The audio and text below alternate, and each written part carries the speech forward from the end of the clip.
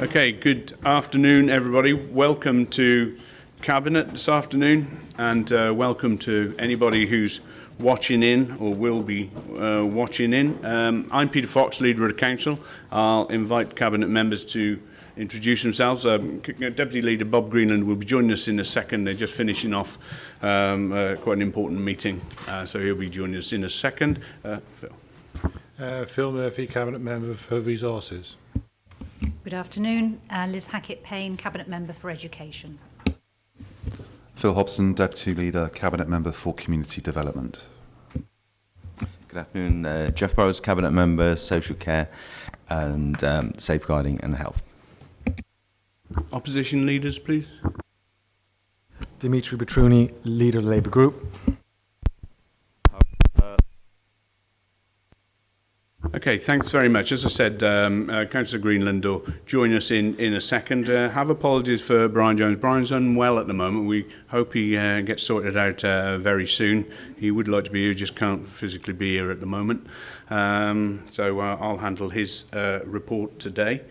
Declarations of interest, anything at this point? Any members, visiting members, you can also need to declare if there's anything. Okay, no, nothing. If something comes up during the discussions, please declare it verbally and then we'll fill in an appropriate pro forma afterwards. Okay, so we'll move into the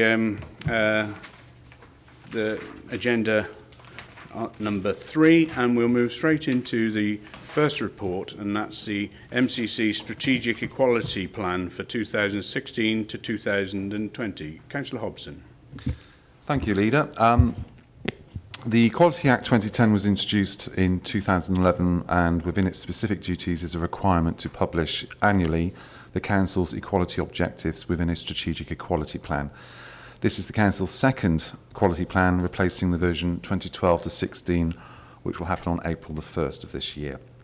We have made robust ground in the last 4 years on a number of the protected characteristics across the board in Monmouthshire. In particular, this year, we have broken new ground into the LGBT forum, and that's lesbian, gay, bisexual and transgender areas. We've entered the Stonewall Employers Index for the first time ever, and recently we held our first Youth Day on LGBTQ issues, which was held here in Usk a couple of weeks ago. We have built on strong foundations from our previous report, and we are changing, also you'll notice in the report that we've changed the objectives now to make them more action-based rather than which was previously could be described as aspirational.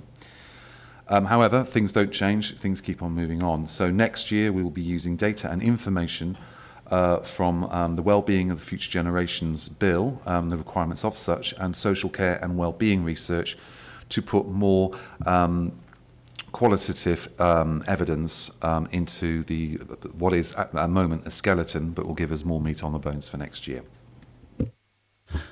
You'll note, members, that the actual plan isn't attached in your papers, but it came under separate cover. I believe, Alan, you put it out separate cover a couple of days ago when we recognised it was not there. You haven't had the plan. Okay, has it come up on ModGov or as an additional item? No. Sorry. You've got it off the. It's on the actual main. It came out as a separate email. Right, it's come up as a separate email. Right, apologies for some reason. Some of you haven't got that. Can we make sure that that plan is circulated, please? Like I say, it came out. We discovered it a couple of days ago that it wasn't attached to the papers. Alan, did you want to reflect?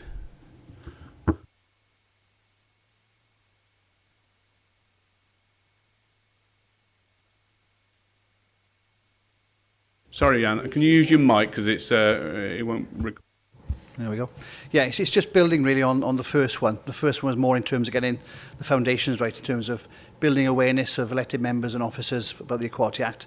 This one now is looking more at actions, doing stuff positive, I suppose, and looking at celebrating diversity and also looking at awareness in terms of things like Holocaust Memorial Day and such like. And taking this on a step, really. But I think we're going to use, there's two new bits of legislation coming out next year, which I think will inform this even better. So probably going to strengthen this next year. So it will become stronger next year. Thank you, Alan. Conscious colleague leaders haven't got the document. Reading the cover report, very few changes from last time. Can we actually, is there the substantial pieces, can we just draw us to those for leaders' benefits who haven't got the paper? I know the covering report suggests it's very similar. If you've got those couple of things to give you a flavour, but however, you do need to see the report, and all members need to be circulated. Indeed, it needs to be put on the website so it can support the rest of the paperwork. Yeah, I'll bring you in a second. I was going to invite Cabinet members to talk to you, but about the report itself, Dimitri, do you want to come in on that, the fact that you haven't got it? Just to say, it's going to council, isn't it? So we could discuss it there, couldn't we? Okay, Cabinet colleagues, anybody wish to add to this at this point? Yeah, thank you, Leader. It's important to note that you know, the first of any report tends to be rather aspirational.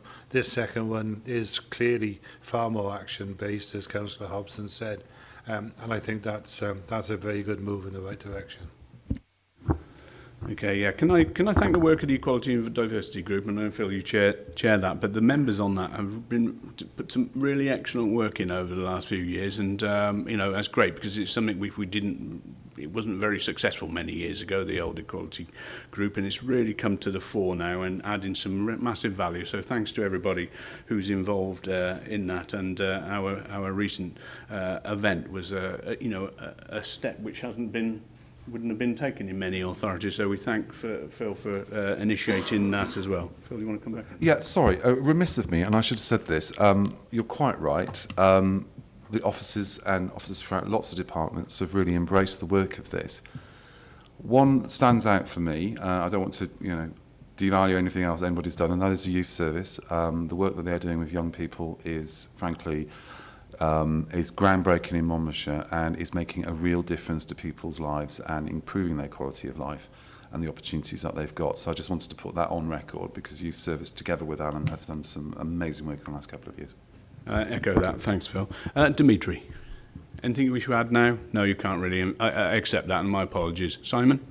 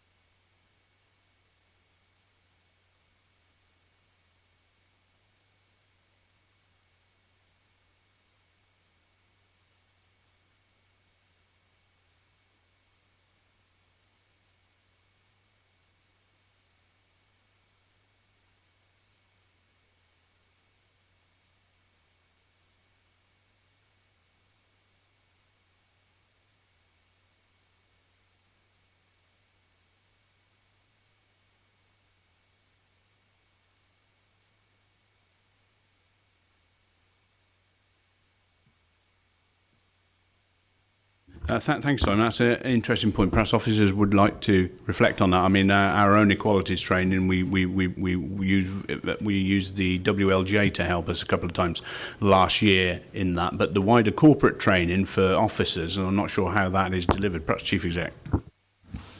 All I'd say, Leader, is that as and when Council endorse this, we'll make sure that the necessary resources are available to enable appropriate training to take place. Okay, is that right? Yeah, just to reassure, that was a... I can't think of the word, apologies.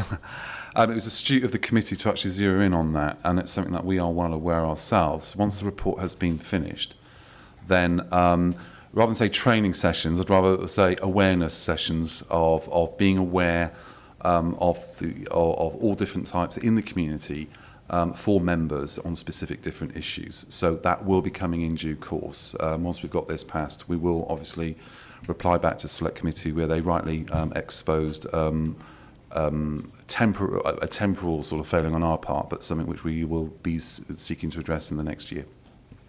Okay, as the recommendation points out, the Cabinet is here today to recommend this plan to full council, and so I'm not sure, just probably the next council. I'm not just sure actually which council it's coming to, and we must make sure that is accessible to all members for that. So that recommendation, Cabinet recommends this plan to council. All in favour? Thank you very much. Thank you, Alan. Okay, let's move on to the Welsh language standards. And this is an appeal, a document talking to an appeal, and again, Councillor Hobson. Diolch yn fawr iawn, Alan Wyneth. I'll just say that so it introduces the report. Just to give some background, in January 2014, the Welsh Government announced proposals for the first set of Welsh language standards, which would be statutory and would be applicable to councils, national parks and the Welsh Government itself. Following a period of consultation, the final standards were issued to authorities on September 30th of last year in the form of a compliance notice. Each local authority in Wales is treated separately, and the compliance notices and the requirements for each local authority in Wales are actually different to each other, so they're bespoke. It's not a one-size-fits-all situation. In total, there are 176 Welsh language standards. On December the 2nd, Cabinet received a report outlining the standards that applied to Monmouthshire and the actions that would be needed to be taken and their associated costs. We have a period of appeals, and we have asked of those 160, which we must comply with by either March 30th and some by September 30th of this year. We are appealing 3 standards. Standard 9, which is an extension from March to September for our telephony service, as we have a delay on the implementation of our bilingual services.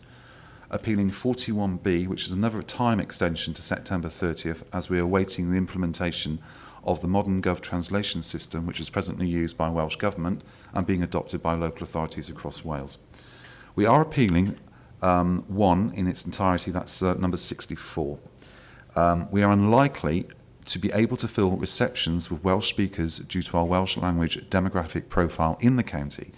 And this is based on the fact that in areas of majority Welsh-speaking areas, Gwynedd, Ynys Môn, Ceredigion, Pembrokeshire, Carmarthenshire, Sir, Swansea and Cardiff are seen as Welsh language strongholds. They themselves are having real difficulties in appointing or attracting Welsh speakers. No real resource implications to this, Leader, and I move this for adoption. Okay, thanks very much. You know, we do embrace the Welsh Language Act, and you know, we'll do all we can to meet these standards. I think it's wholly right and fair that we make these appeals, and absolutely take your point on Standard 64. Can I thank Alan Burkitt for the work that's gone on in those early days in actually negotiating or our position in Monmouthshire, because I know there was an opportunity for each authority to make their cases, and we did a pretty robust job of that, I think, and that's borne out by the fact that we've only got 3 areas now that we're trying to appeal for an extension or to seek exemption from. So well done all. So we fostering a good relationship is something we are all about here, and hopefully with that good relationship we can come to a sensible way forward on these 3 areas. Colleagues, anybody want to add? No? Okay, Dimitri. Yeah, thank you. On 3.2, the last sentence before the bullet points, following extensive discussion... Safe option. There is a lot of pressure placed on authorities by Welsh Government to adopt curbside sort, and therefore we have to ensure that all factors have been taken into consideration. Whilst we might prefer to keep the existing system as it has public buy-in and support, and people, the residents of Monmouthshire, are doing a fantastic job in recycling. We know that you know, any change can be difficult to explain. We have to accept, though, that the service will continually evolve and change over time. This report also seeks approval to split food and garden waste to allow us to move to an anaerobic digestion for food waste, and there's a report on AD being presented to our council shortly, as you'll see that papers coming out for that in the near future. So we're pleased Rachel's here this afternoon, and Rachel will obviously put a lot more meat on the bone around the report and answer some of your questions. So colleagues, can I first of all open up if there's anything initially on the front of this? Yep. Bob. Yeah, just I know, speaking to residents, that they are very supportive of the way that Monmouthshire recycles. But I'm also aware that they would like a bit of stability in terms of not too many changes, not too quickly. Can you just clarify for me, Rachel, what differences, as far as residents are concerned, if any, there will be from the results of this report? Thank you, Councillor. What we're proposing is for about 8,000 residents to begin with, we will pilot that they put glass in a separate container. So they'd still put their paper, cards and Tetra Paks in the red bag, and they'd put their metals, their cans and plastic bottles, etc. in the purple bag. But we are proposing that they take the glass out separately for us to then put into a separate compartment on the lorry to go off to a separate end destination. So we're not doing this on a county-wide basis yet because the vehicles will be trialling, will be new vehicles. We need to understand pass rates, productivity levels and also therefore cost, because it is our vehicles and crews which, amount to a significant proportion of our spend. So we want to ensure we get this right before we embark on a whole-scale service change for everybody. I do appreciate that we had the changes in 2013 with the restriction on residual, there's the charge for garden. I appreciate the sort of sentiments around stability. However, I'd say recycling is still, if you think about it, relatively new, 10, 15, 20 years old at that, and it is continuing to evolve. And we are already seeing phase 2 of European legislation going through now, which will probably come through in 2020 to 2025. So we have to continually look at what we are doing to ensure we are compliant. The reason that we are proposing the glass comes out is as the leader says, our glass is currently, because it goes through a MRF process, which basically it crushes the glass as it goes through the process, and it is therefore so small it cannot go back into glass-to-glass recycling, the majority of the glass. Some of it does, but the majority doesn't. And that is classed as low-grade recycling. In fact, in terms of legislative guidance, it's classed to be worse than landfill, and we are bound by duties to have high-quality recycling.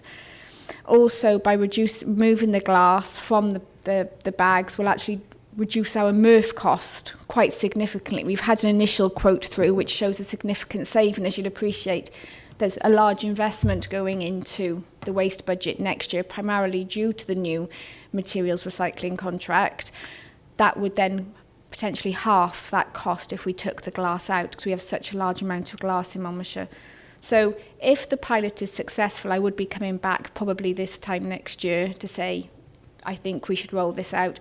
But we will be doing a lot of data gathering to ensure it is the right thing. Hopefully then we'll be buying the vehicles and it'll be stability for 7 years, because that's how long our leases run for our vehicles. That seems very reasonable and sensible, and the way you've explained it, I'm sure residents will appreciate. Can we make sure that residents, particularly on the trial, have warning of this, and also the sort of explanation that you've given us? So I'm sure if we do that, there will be no problems. Oh, could I also just ask, if they're going to separate glass, where are they going to put it? In what container are they going to put it? We're proposing either a plastic box or a reusable bag.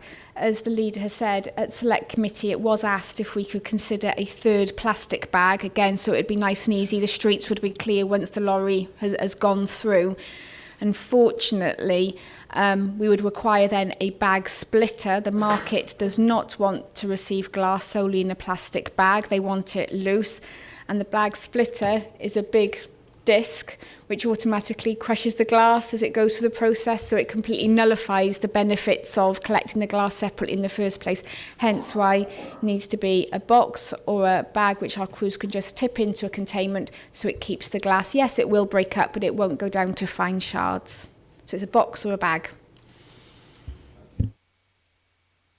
Okay, thanks for that. Liz? Thank you very much. Just a very basic question. Could you give me the area for the pilot scheme? Is it just the town or towns or is it the rural areas as well? We haven't set the exact areas yet. It will definitely operate in the north of the county because it needs to run into Llanfoist transfer station, because that doesn't require any additional works needed to take the material, whereas 5 lanes would, and we don't want to incur that cost. We would be looking to run it across the whole spread of towns, rural, and sort of like, you know, the villages as well. Once we will try and keep it to bespoke areas so we can actually do some targeted communication so it's nice and easy. That is the bit of work following today we'll be doing, and obviously what we'll do is let all members know, but particularly those ward members know where we're proposing to do it. So obviously we'll seek their views first before we press go. Okay, thank you, Rachel. Any other questions from Cabinet? Okay, Dimitri? Yeah, on how we minded about because it's driven by European legislation, we minded of the referendum, and because we could be out of it, so basically we might not have to adhere to any of it. So I wonder if that's on our radar. I support this pilot. The Real Recycling Campaign was talking about this maybe 7 to 8 years ago, about curbside collection and separating the materials at the curbside. It makes financial sense, it makes environmental sense. But I support the pilot study because I know, as the Deputy alluded to, stability in recycling for many people is a big issue. They don't like too much change, so they get to know one system and then they get used to it, and then if you change the system over and regularly, they get really, really annoyed. But as I said, I support this. A quick question. I know point 17 stated that separation of food and garden waste gives a tangible financial benefit. Do we know how much? How much benefit? It does not be in the council report published later today. The high-level modelling shows that it's about 90,000. But we've got to go through the anaerobic digestion procurement first before it feeds into the MTFP, and that's in the council report. I don't want to really preempt that discussion we're going to have on that, because there's lots of questions. You know, does this mean another vehicle going around to, you know, and so there is some implications of that. But let's have that discussion then, perhaps in council when it's there before us. I think it might be useful to Rachel, just because we have to remind ourselves how well we are doing from a recycling perspective. So, our system has worked well and the residents have really embraced it and done a good job. And, we would love to be able to keep it as it is. But for all of those reasons, those expectations around glass, we've got to model it a bit. Could you give us an update of where we are in our recycling perspective, in an all Wales position? The figures that came out for Q2 for 2015-16 that have just been audited, third in Wales. Pembrokeshire and Denbighshire are slightly, beating us at the moment, but we're talking, 0.5, 1%. We're currently at 63%. That's our target for the end of year performance, against a statutory target this year of 58%. And next year for 2016-17, we're anticipating a recycling rate of approximately 65-66%, which we will get from the benefit of the incinerator bottom ash being recycled. Requirements and changes to the national minimum standards. This is basically looking at the summer play schemes that are normally run in our 4 towns. The review that has taken place, Appendix 2, which is 79 pages and sets out all options that have been looked at, considered the potential benefits and risks associated with the current model and alternative delivery models, and seeing how this could be of a benefit to the towns and how we could, in effect, do this better than we're doing at the moment, and also ensuring that equity for disabled children. At the moment, Monmouthshire County Council is quite unusual in that it provides a closed access scheme, which, in light of its current delivery challenges and the equality side of things, needs to shift to a more sort of open access play provision. And this has been looked at in the review. And Children and Young People Select have also considered the proposed model going forward and thought that this would, in effect, be better for safeguarding, as they thought that was perhaps an issue with the scheme we run at the moment. The delivery of the new model will depend on the result of ongoing discussions with partners, and I may bring Matthew Lewis in afterwards or Mike Moran to explain where we are with that. But if the sufficient funding is secured, we would be offering a full-day inclusive sports camp run by the Leisure Services at all the 4 leisure centres for up to 6 weeks of the summer provision. And this will be utilising a well-established model, integrating activities for children with disabilities, and there will also be 8 inclusive play scheme sites in community venues across the county for 4 weeks of the summer provision. And then for children with a higher tier disability, they would be offered this provision through Torvai play service, which would probably be in the Cumbrand Stadium. So what we're bringing to Council to Cabinet today is the review, and we're suggesting that we go to that model of a more sports-based provision. So in effect, the purpose is to consider the future delivery model and asking Cabinet today to approve the future delivery model for the staff play provision. Yeah, thank you, Liz, and thanks for the work that's gone on this. It is an important scheme. I absolutely see the need to move to that different approach. I see that. I am mindful of 3.7 about the money. If town and community councils don't contribute like they have, what that might mean going forward. Sorry to interrupt, Leader. You declare an interest. A number of us are members of town and community councils. Oh. Declaration of interest. Although, for example, my own town council does not mention it individually, we are, collectively we are. So I'm just putting our question. Okay. I think, Jim, you'll probably find there's over 50% of us here who are in the council who might be connected in that way. Equally, I am. Yeah, thanks, Leader. On this occasion, Councillor Higginson, I don't think there's any need for you to declare an interest. That interest in any case would only be personal as a member of a town or community council. But I don't think there's any need because this report actually doesn't go to your role as a town and community councillor. Okay. Thanks for raising that, Jim, but so there's no need for anybody to be concerned in that regard at the moment. So it's going to be quite important that town and community councils hopefully get behind this and support this. Right, other colleagues. Dimitri? Yes. I say yes with a hesitancy because I've read it and reread it and still unclear on quite a few things. Is the nuts and bolts of this is we're trying to save 40 to 50 grand off the leisure service budget? If it isn't, correct me. But is that predominantly the driver of this? 3.7, as the leader alluded to, is huge because it sort of says, well, if we don't become an agreement, well, then we'll sort of rely on schools who already do some sort of provision and we'll hopefully basically fudge our way through it.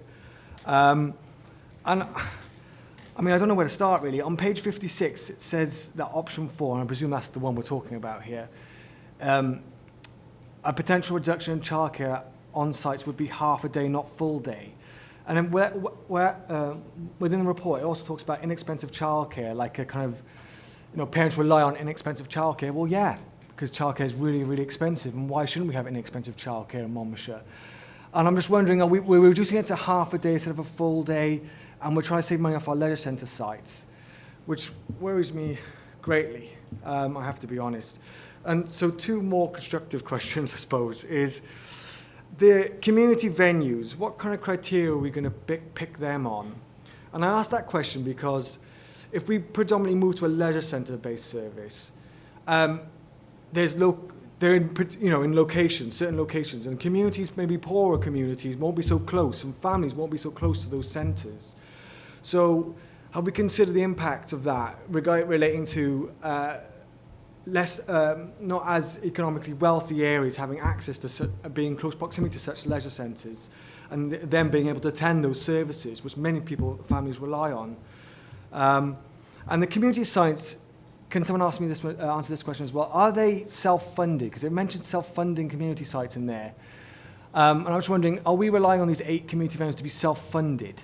So that was a bit of a hodgepodge. That's because I read this report and I still didn't quite clearly embed it in my mind what the hell's going on. Okay, thanks. There's a host of helpful questions, I know. And Liz and perhaps Mike or Matthew will come in and try to adhere them. Just one from me firstly. Our play schemes were held in the leisure centres, weren't they? Yep. Yeah, so they always were in the leisure centres. So communities had those same access issues. That's a different one.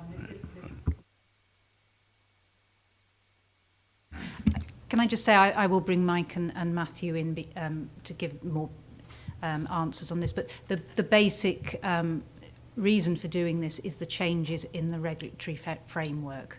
In effect, if we carried on doing the summer play scheme as we had run it in previous years, it would not come up to those changes that have taken place, those legislative changes.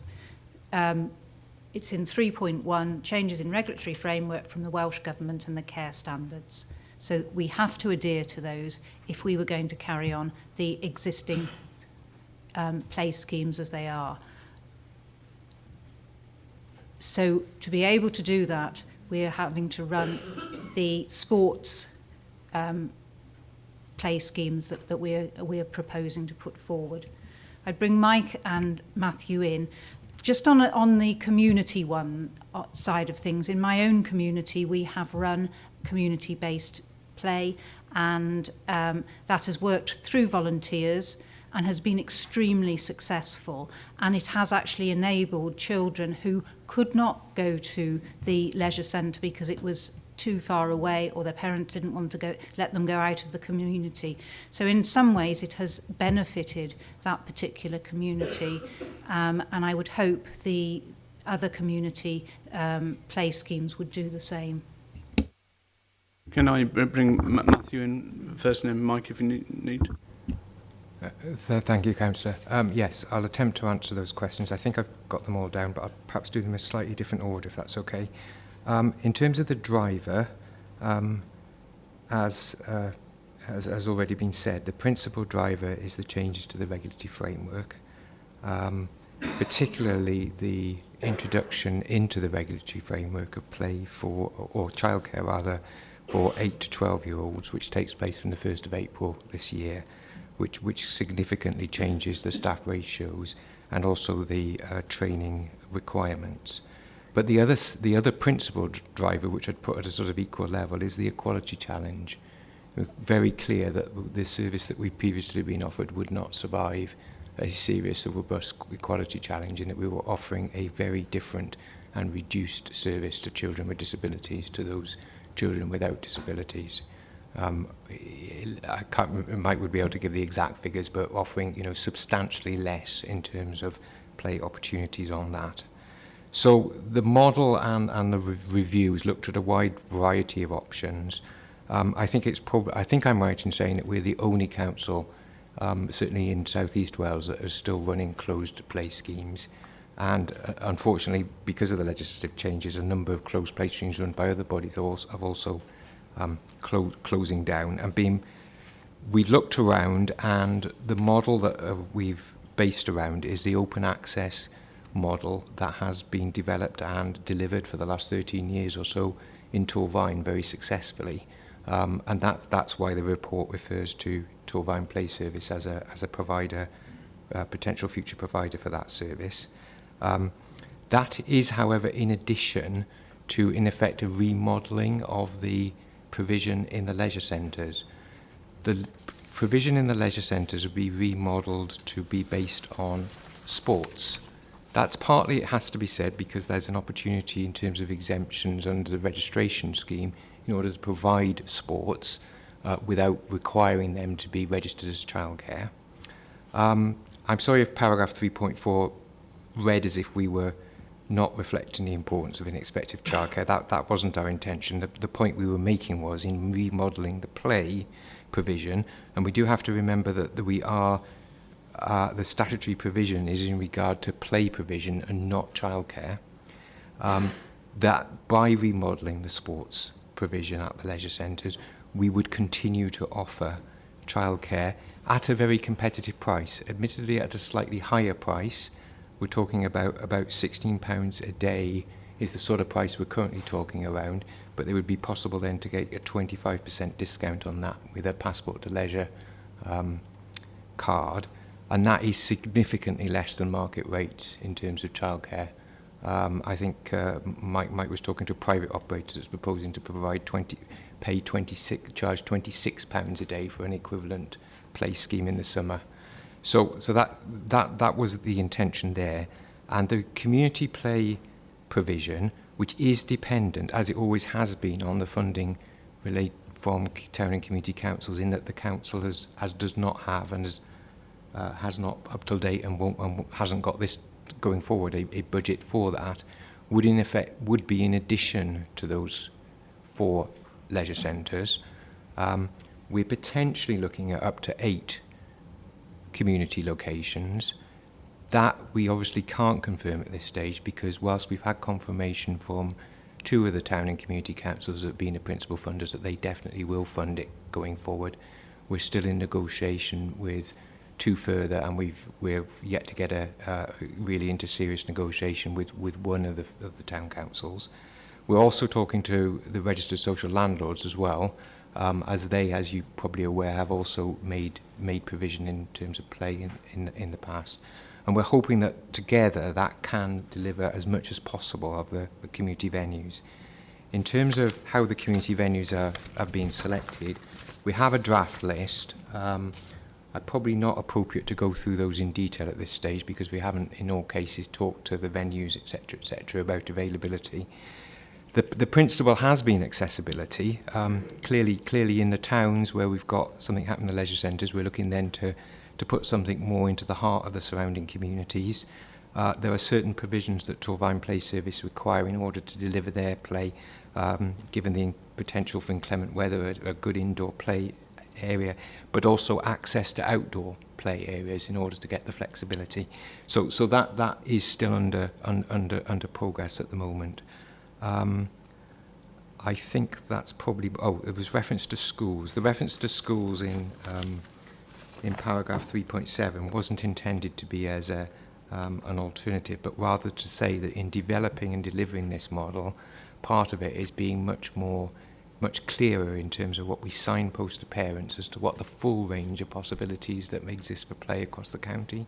And so we'd hope that when we get to the stage where which we hope to do fairly rapidly, that we can confirm the precise arrangements, the publicity, etc., would embrace all of the play opportunities that are available during the summer, both in the leisure centres, the community venues, and anything else that is being organised not only by schools but also by other community groups, etc., in the county, so that we start to promote the play opportunities in a more joined up way than perhaps we have done in the past.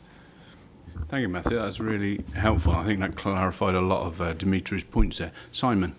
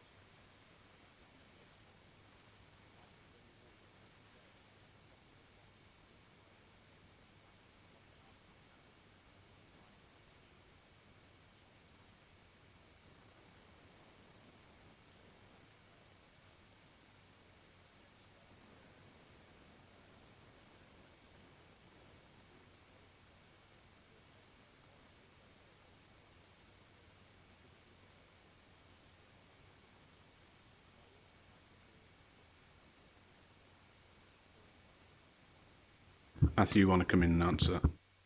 Only to say that we're acutely aware of the need to firm up these arrangements. We've been working on this pretty much non-stop for the last month.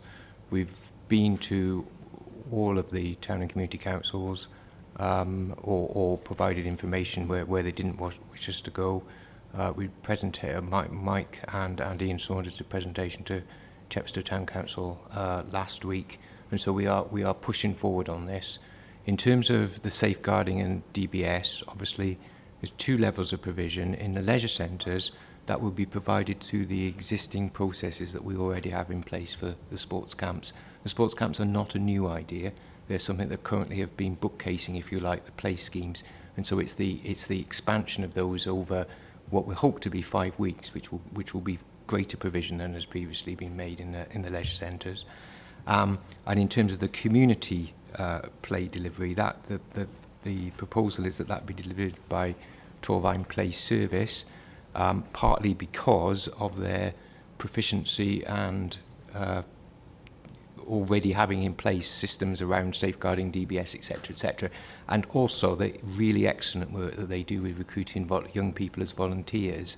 And that is a potential another benefit of this scheme, I think, in terms of the new model, in that not only is it potentially going to deliver really good play opportunities, but it also delivers really good training opportunities for young people to an accredited training scheme. I take the point about college students, etc. One of the difficulties with the current legislative framework is that qualifications that you and I would think would be appropriate to look after play are not what is required by the care. So that's why we need to sort of develop this new approach.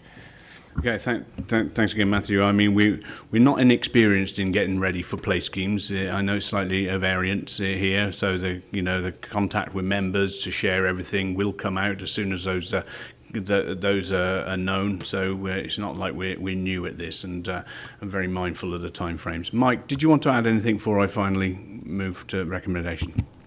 No, thank you, Leader. I think Matthew's explained it perfectly well. Yeah. Thanks very much.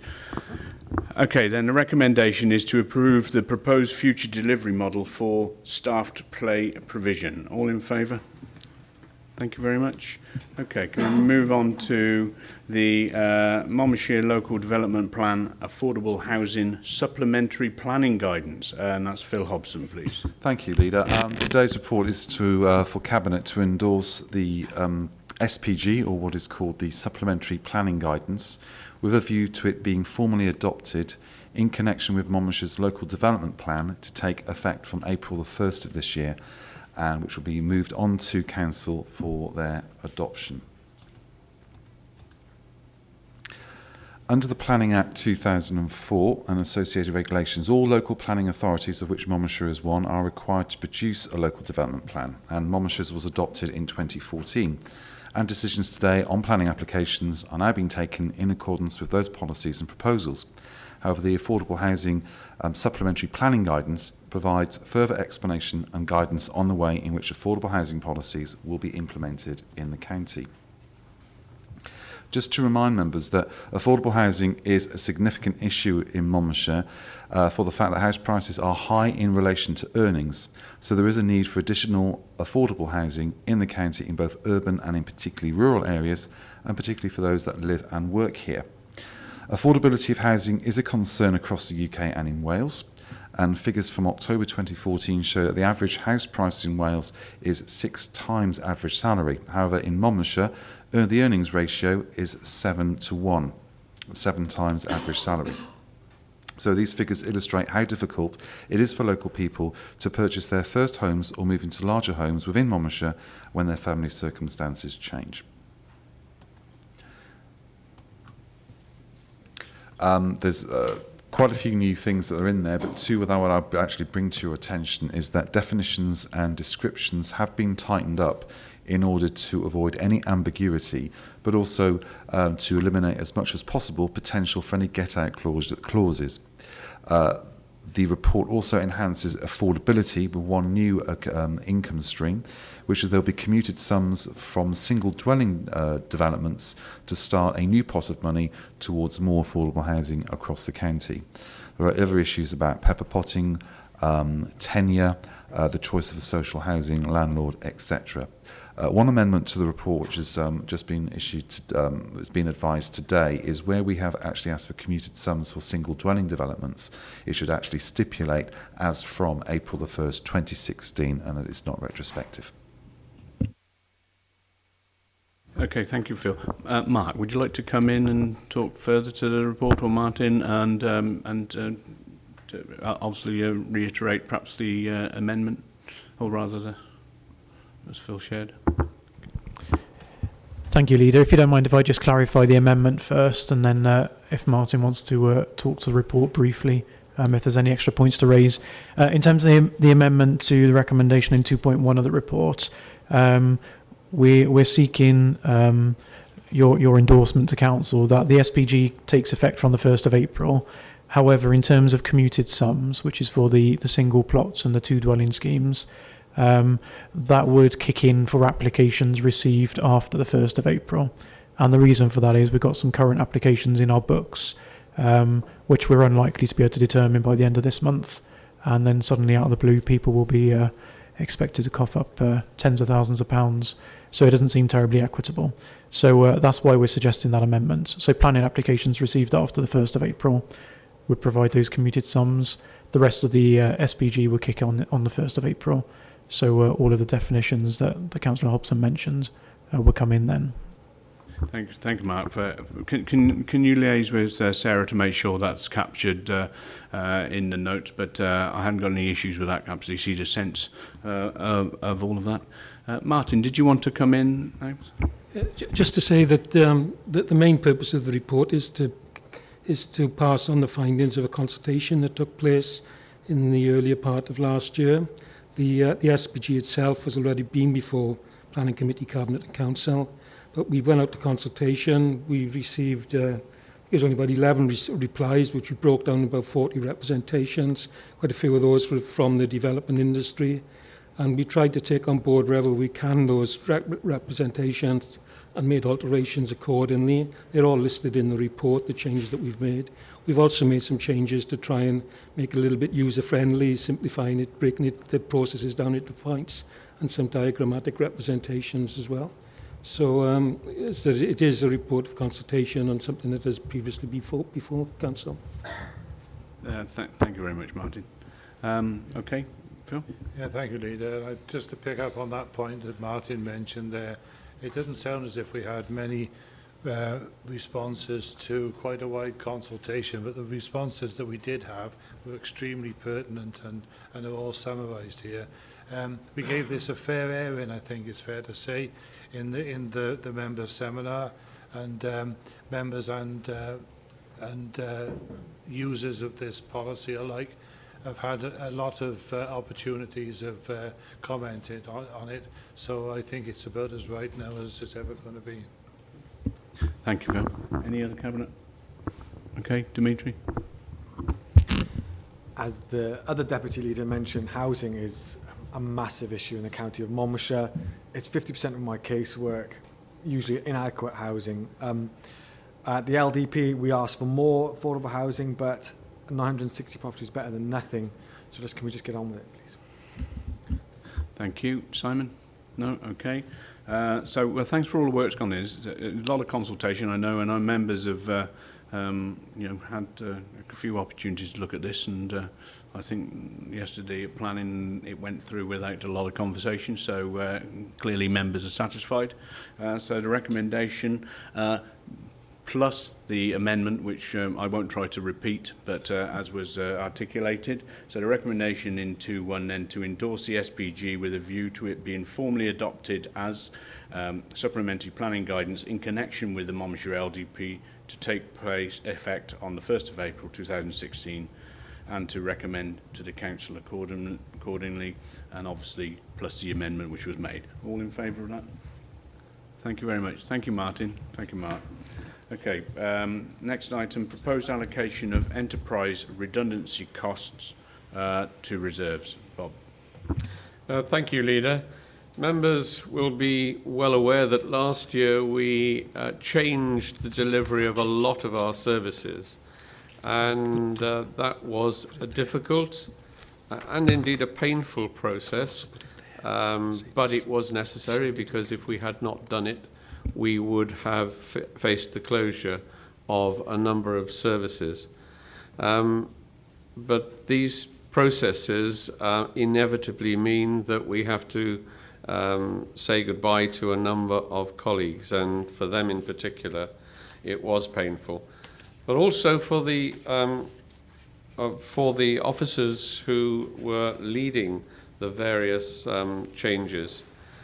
But the implications of all that are that it has thrown up a number of voluntary and compulsory redundancies, and the purpose of this report is to ask Cabinet to allow that the costs of these be taken from reserves, because they cannot be borne by the services. And in the report you will see the in 3.1, for instance, you've got the cost of redundancies there. You've got a figure of 515,831. And in 3.2, there's an additional sum of 57,866, which refers to Abergavenny One-Stop Shop and Library. So we've got total redundancy costs of £573,000. But within the report as well, you will see the annual budget savings that are made as a result of those redundancies. In 3.1, you've got the figure of 250,000. In 3.2, again, you've got Abergavenny One-Stop Shop and Library costs, savings of £50,000. In 4.2, you see that community learning has saved 216,000 annually. And then finally, in 4.2, leisure services have saved 25,000. So you have an annual saving of 541,000 for a one-off redundancy cost of 573,000. And simply, Leader, we are asking for that to be taken from reserves. Okay, thank you, Bob. It's always difficult, isn't it, when you have to consider redundancies, and I know how agonising that must have been for, obviously, the individuals involved and the staff, senior managers who've had to manage that situation. Sadly, we have had to take these steps to, obviously, align to the resources and budget we have. But before us, we're asked to, obviously, to fund this from reserves, because it can't be met within the Directorate. I accept that. Cabinet colleagues wish to add? Yes, Leader. I think it's fair to recognise the fact that for many years now, directorates have met substantial amounts of redundancy costs from within their own budgets, and of course they've been cut and cut and cut. These measures are necessary to keep the services going.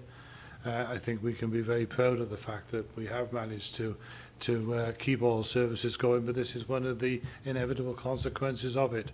So having to resort to taking it from reserves is regrettable, but it's the only step available. Thank you, Phil. Anybody else?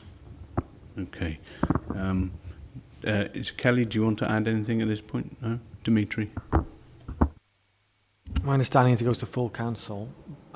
My two quick questions. Well, it's a tragedy that 40 job losses, absolute, heartbroken for people who were forced to be made redundant. A quick query, Mayor, I've just missed it. The Deputy talked about 573,000 as being met by reserves. That's fine, but it says resource implication 5.1, 580. I know it's only a £7,000 discrepancy, but why is there a difference? Oh, sorry. The annual saving is what it is, 541,000. but the costs, cost of the redundancies just happens to be 573,000. It just is that we will have recouped that that cost in just over a year, but there's no other correlation between the two. You can't balance the two necessarily. Sorry, I mean 573 in 3.3, and then it says in 5.1 580. I'm just wondering why. Just wondering why there's a difference. Sorry, I see what you mean. I don't know whether anybody's got any reasons for that. Any clarity on that? Which figure's right? 580 or 573 is not suggesting the same thing quite, is it? Redundancy cost will be incurred. So meet budget mandates and reducing income of 580. It's not the same thing. The redundancy cost is 573. The estimated reducing income is 580. If you read the narrative behind them. Yeah, perhaps somebody will give some clarity in a second, but I think clearly the report identifies at the moment that it's the 570, the 573,000. Yeah, 697. Sorry, Joy, thank you. I think the correct figure is 580. The only other thing I wanted to say was it doesn't actually have to go to full council, I don't think. It's a decision that can be made by Cabinet today, not full I don't think it needs to go to full council. No, that's what I was wondering when Dimitri said that. Okay, Simon?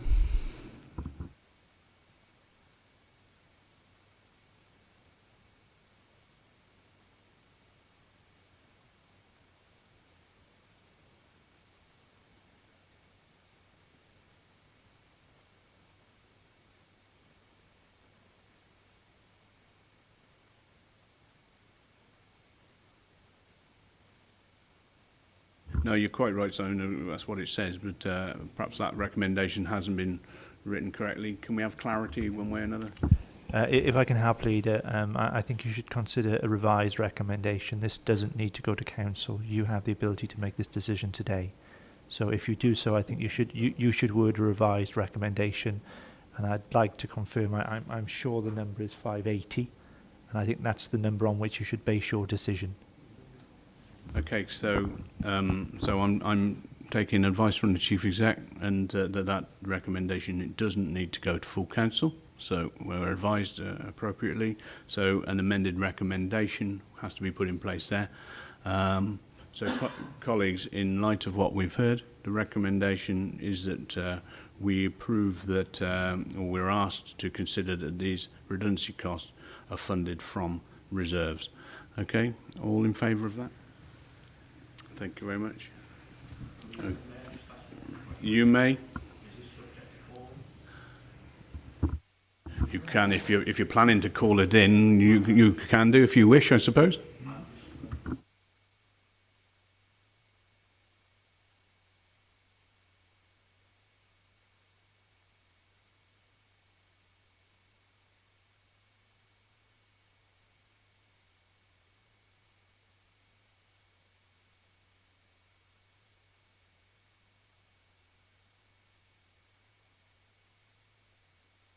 Hang on, Simon.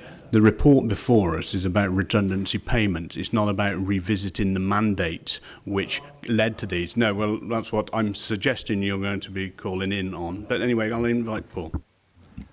I think the best way to deal with Councillor Howard's question is I'd consider a request for call-in, but I'd consider it carefully. I'd need to see there was substance to it. This £580,000 has been incurred and spent. This decision today is to allocate it against your reserves. Your alternative is to leave it in your main core funding, in which case it will yield for you at year end an overspend, which you will charge to reserves. So, there has to be a point to the call-in that can change a direction of the council, and I'm not quite sure that I can see one on this report. I think this is a financial tidying up exercise. So, yeah, can you take that back then, Simon, that we're looking at what's before us here, not what people may perceive as before us here. Okay, sorry, Paul. Yeah, but just to add that there is obviously an inconsistency here of around about £7,000, which Councillor Petruni has picked up. So I think we'll just clarify with you, with both of you, what that is, so that there can be no doubt about the final figure. I think if it's helpful, Deputy Leader, I'm advising you that you base your decision on the 580. So I'm going to take that advice. 580 is what we're told. Okay. So we're moving on that, forward on that, and obviously the Chief Exec will consider a call in if it comes on this, and we hear all he said on that. So the recommendation then is that we take this. This is funded from reserves, and all in favour of that? I think I already took that vote, didn't I? I did, actually, sorry. Okay, right, let's move on then, and we're on to the Monmouthshire County Council Youth Service European Structural Fund Programme. Liz. Thank you very much, Leader, and thank you to the author of the report, Hannah Jones, who is sitting there in the back. There are two programmes that we're here today, the Inspire to Achieve programme and the Inspire to Work programme. Both of these are a regional programme, with Newport County Council the lead beneficiary, and working with joint beneficiaries of City of Cardiff County Council, the Vale of Glamorgan, Coleg Gwent, Cardiff and the Vale College, Careers Wales, Melin Homes and Lamu. The long-term plan for the future is that young people that have engaged in Inspire to Achieve and or Inspire to Work will remain in education, employment or training, and their risk of becoming NEET, not in education, employment or training, will be reduced. This will reduce the likelihood of future or continuing poverty amongst young people, and it will also improve health and well-being for young people, whilst also instilling a work ethic and seeing aspirational levels rise. With the financial investment from the local authority into this 3-year programme, the aim is to develop resilience in the most at risk young people, so that their confidence and skills develop and they will be able to progress and achieve either softer outcomes or progressing to further employment. This report is in front of us because the other councils have done exactly the same. They've taken it to Cabinet, and we need to do that. It is a report for match funding. We have that match funding to enable this to go ahead if we are successful in getting this funding, this European structural funding, ESF. This is new ground for Monmouthshire County Council, and we're confident that it will be successful. So I bring this report to Cabinet with confidence that we will be able to help young people within the county within a regional approach. Okay, thanks, Liz. Hannah is with us this afternoon. Is there anything you wish to add? Sorry, Tracy. No, sorry. Hannah, yeah, Hannah is up there. Of course, she's in my eyes. I think I'm going to wear my glasses. Hannah, is there anything you wish to add? Can you put your mic on? Sorry, Hannah. Thank you, Councillor Hackett-Payne, for presenting the report, and everything is contained within the report. If anyone have any questions, I'm more than happy to take them. Okay, thank you, Hannah. This is an exciting opportunity. Let's hope we are successful. And I'm pleased to note we have the match funding for it. Colleagues, anybody wish to add? No? Dimitri? I'm so pleased the Cabinet member is confident we really need to get this funding, because the killer for me is 3.3. If we're unsuccessful, this will mean the youth work provision in schools will have to be substantially reduced across the county. This could result in NEET figures rising and key stage 4 students not meeting the level 1 threshold. Major consequences if we don't get this funding. So I hope we're successful. I really, really do. Quick query. Again, I mean, it's going to dominate anything that mentions Europe. If we vote, if the country votes to leave, will this affect this funding application? It's, I think there's loads of people want to answer that. I mean, there's going to be an interesting view on lots of European funding streams and how long there is a transition if anything happened. Chief Exec wants to come in, I think. If the country forms to leave, I guess in the round this would be a minor ripple in terms of some of the other issues that we have to consider. But whilst it's too soon to be exact, a vote to leave won't affect a departure the next day. I suspect it will take several years for a disentanglement to work its way through, even if that were the case. So I'd be confident that you can plan safely within the horizons contained in this report. I'm not opening up a European debate here today, though. I'll have Liz. Thank you. I'm not going down that road either. It's on the table at the moment, and we're going to go for it. It's a large amount of funding, and in effect, whether we're in or out of Europe are ifs and buts at the moment. What we know is factually that money's there, so let's go for it. Phil Hobson. But, Leader, I mean, we don't want to open a no, of European course debate. not. No, remain neutral on the referendum. No. As it's read, it said twice, just to reassure people that anything connected with European funding, should there be a vote to remove, then Article 50 of the treaty is invoked, which means we have to sit down and start our exit negotiations. The minimum time that can be completed is 2 years. Estimates saying 3, 5, 7, anything up to 10 years to extricate ourselves from all sorts of things as regards those treaties. So, in context with any European funding that we have at the moment, that will continue. Should there be a vote to leave, any existing agreements will be honoured according to the treaty. So that's where we stand. We're not affected by an out or an in vote. Thanks for that clarity, Phil. Okay, so Simon, sorry.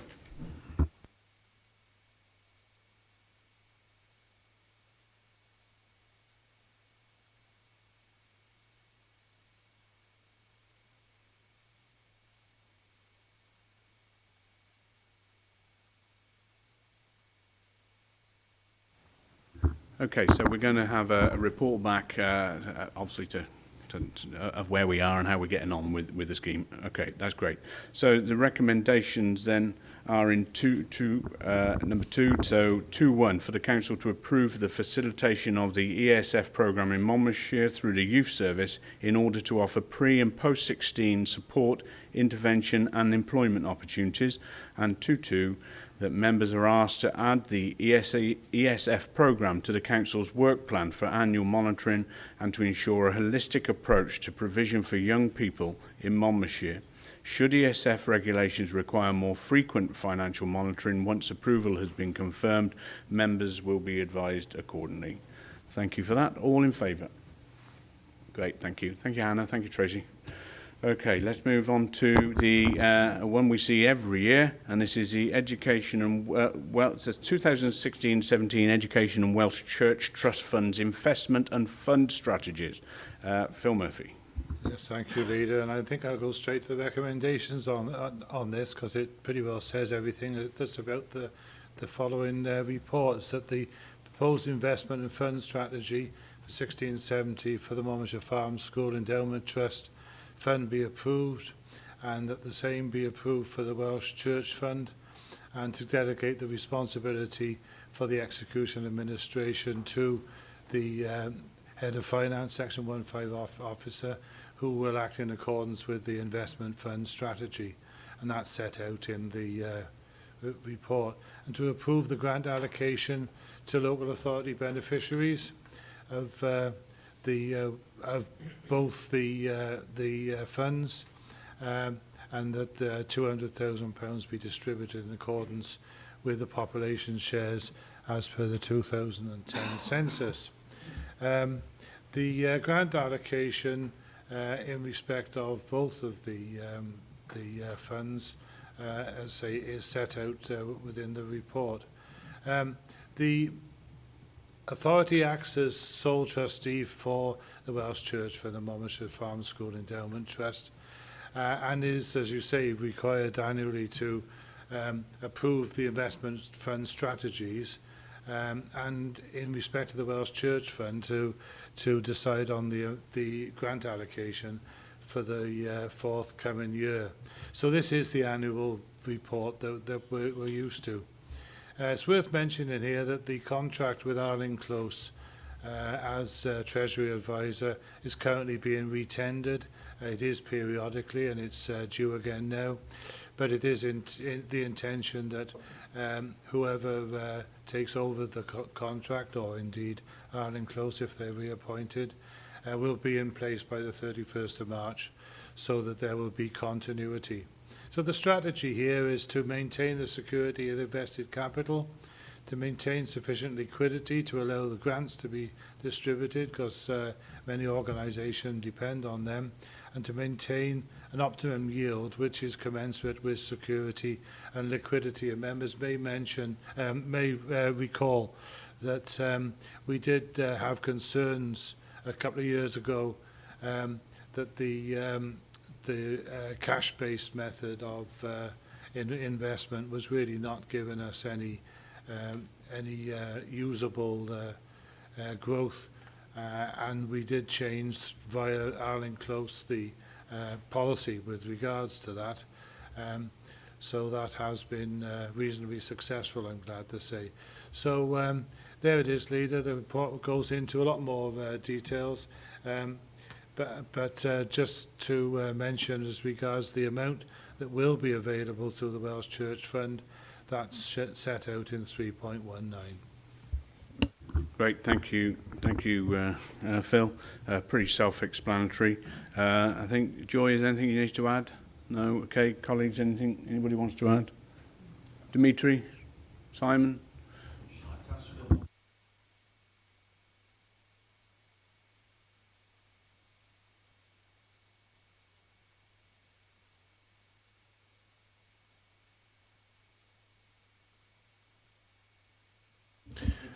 There was certainly discussions over restricting it to £500 because of the fact that we didn't have as much money to give away these days. That's been interpreted by the committee, though. I noticed that intending to give £1,000 to church-based applications and 500 to the rest. They're not always quite that, but you know what I mean. I don't recall ever seeing that we made a firm decision, but we certainly did discuss it. If somebody can enlighten me on where the firm decision is, that's fine. Perhaps Joy can help out there. Yes, thank you, Councillor. There's a set of sort of guiding principles that the working group uses to allocate funds to the applicants, so I can circulate those again. I think they came to Cabinet a couple of meetings ago, so I can circulate those again for councillors if they'd like.